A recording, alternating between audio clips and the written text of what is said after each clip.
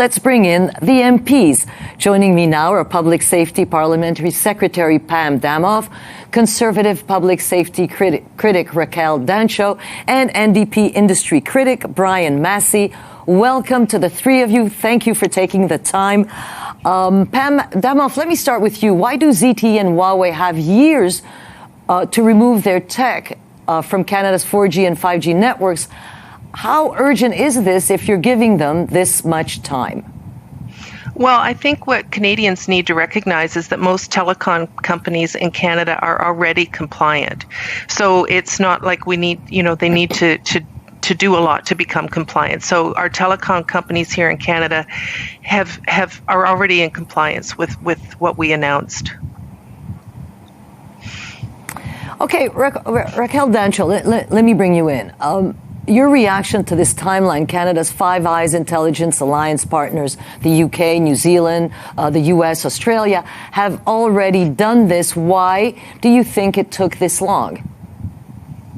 Well, I think that's for the Liberal government to explain, but we are, Canada's Conservatives are concerned on a number of fronts that it took this long to come to this decision. One, it certainly makes us look weak and lack of confidence to our allies. Those relationships are very important. We are severely behind our allies in making this decision. And the second reason it's quite serious it took so long is that Huawei has invested over $700 million in 5G technology in Canada. It invests over $300 million in research and development. It has its tentacles very deeply into Canada's telecommunications, and it has been increasingly doing that over the last 3 years as the Liberal government has taken its time making its decision. So it's going to be very difficult for the Liberal government to implement this now. Though we welcome the decision, it is 3 years late. Okay, let me ask you this. Why is it going to be difficult for the Liberals? Your party has been calling for Canada to ban Huawei, but for this to happen, there has to be legislation, as you know. Will you work with the Liberals to ensure this bill passes quickly then? We'll certainly be working with the Liberal government to ensure that this that they take this very seriously, that this legislation is fulsome, that it moves quickly to remove the technology from Canada. Again, I think because it took so long, there are going to be serious consequences in how difficult it's going to be to implement this. Had they made this decision 3 years ago, it would be a different story. But again, that's $700 million of technology Huawei has been able to implement in the time that it's taken for them to make this decision. Had we been leaders or even just in lockstep with our allies, it would be we'd be having a different conversation. So again, very concerning that it took this long for the Liberal government to come to this decision. So, Brian Massey, is this the right decision, but it's too late, or is this the right decision and it's not too late? No, it's definitely the right decision. New Democrats have been raising the issue over non-democratic governments and state-owned enterprises and private equity firms where we don't know the ownership model, buying Canadian companies or influencing our market for many, many years. And this should have been done a long time ago. So the damage is compounded because what took place is that you have consumers who purchased, Huawei materials and equipment, and same with our telcos. And it also froze out new entrants into the market from competing. And now we also have universities involved in research and development. So it's never too late because it was the right thing to do a long time ago. But, even today, why don't we have legislation tabled? It's amazing because they've finally come through with an announcement. But the announcement is basically hollow. And it's almost like the Jason Kenney story. When you think it's over, it's not really over. It's just going to continue to go because they got a period to phase out the time. They get a period of grace. And at the same time, the decision was supposed to be based on the merits of a security risk for privacy for Canadians and national security for our corporations and also our government here. So it's just beyond belief that we still don't have legislation tabled in the House of Commons, especially given the fact that we've had over 3 years to deal with the situation. So can I jump in there to say that it was never a race? Yes, this was never a race. Yes. We looked at this. Well, it was kind of a race. Let me interrupt you there. It was sort of a race. Your allies, your partners, your Five Eye partners have done this already. There was a lot of pressure on Canada. I understand that Canada stalled because the two Michaels were imprisoned in China. We all know that story, and they're released now, but they were released 8 months ago. Well, but we make our own security decisions. We work in concert with other countries, but I think Canadians expect Canada to make our own security decisions, to rely on our own intelligence with consultation with our Five Eye allies, absolutely. And I'm actually heartened to hear my Conservative and NDP colleagues saying that they're anxious to get legislation passed. So we will be introducing legislation as soon as possible, and I look forward to their support to move it quickly through the House of Commons. When will you introduce to have that? this When you say as soon legislation as off the possible. shelf. Yeah, my point exactly. I mean, it could have been ready already. So when do you think if I you could will just jump introduce in this there, I would hope legislation? that- Go I was just ahead. gonna say, my apologies for go ahead. interrupting. I would hope that after 3 years that this legislation is robust. So the expectations will be very high that this is a good piece of legislation coming forward. So all eyes will be on the quality of this legislation, given they've had so long to come up with it. And I agree with Brian. I think, where is this legislation? Why wasn't it ready to go with this announcement?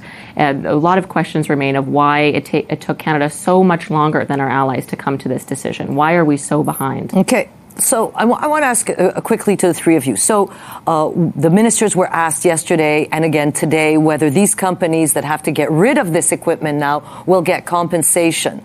Brian Massey, should these companies get compensated? No, they shouldn't. That needs to be overseen by the government because they're already getting fleeced right now. We have some of the highest prices as it is. And this is where the compounding problem really is that we allow those companies and also consumers to actually take up Huawei equipment over this period of time. So who really loses? Consumers and Canadians and businesses. It won't be happening in terms of the government losing, and it won't be from the actual telecom providers who will pass on these costs. It'll be the consumers at the end of the day. And it wasn't a race, but at the same time, when Romania beats you, I mean, it tells you one thing, especially when they're not even part of the Five Eyes. So, unfortunately, it is going to be the consequence of consumers to pick it and foot the bill. It shouldn't be to Canadian taxpayers by any means, but we have to oversee it because we can't have higher internet prices, we can't have higher cell phone prices at the expense of Canadians because of this mismanagement.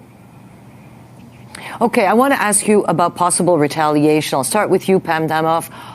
Is the government concerned about this, about possible retaliation? We know how China has behaved with Canada before. It is probably likely that this will happen. Is it a big concern? We monitor security 24/7. So, it's something that we keep an eye on, and we're going to continue to. We're certainly aware of concerns that you're expressing, but we monitor national security and cybersecurity 24/7, and we'll continue to do that. So Canadians can be assured that they are safe, and that we do have an eye on this. I want to get to Raquel Dancho, concerns about retaliation. I think we have to take those very seriously. And what I would say, though, what's interesting, the same day that this decision was announced by the government, the People's Republic of China also announced that it's lifting the ban on our canola exports. The fact is that China needs and wants our food, our agricultural products. We also have leverage here, and I think it's important, and it's important to Canadians that Canada stands up and works in lockstep with our allies and puts forward a firm, principled, and confident response to whatever the Chinese government may put forward. But I do have a lot of confidence in our security establishments and our security relationships with our allies that we will be able to handle whatever the Chinese government brings forward. Brian Massey, the last word to you. Possible sanctions, where and how do you see this? There definitely can be some sanctions, but we've always believed as New Democrats that we should be strong and steady in our approach, especially with dealing with China. And this is part of the problem of making the decision 3 years later after, so many ups and downs, and then Huawei flirting with our industry and also our consumers in our country. And so it's only compounded things. So for us, we need to be prepared. We need to be assertive, and we need to be very confident because we have to protect Canadians' privacy and also our businesses and our national security. So it's the right decision. But making a decision this late doesn't help anyone. It didn't help anybody. And that's the problem that we have to face. And hopefully this is a lesson learned. And that's it for this. MPs Damoff, Dancho, and Massey, thanks so much for taking the time. It's a long weekend. I wish you a very nice long weekend.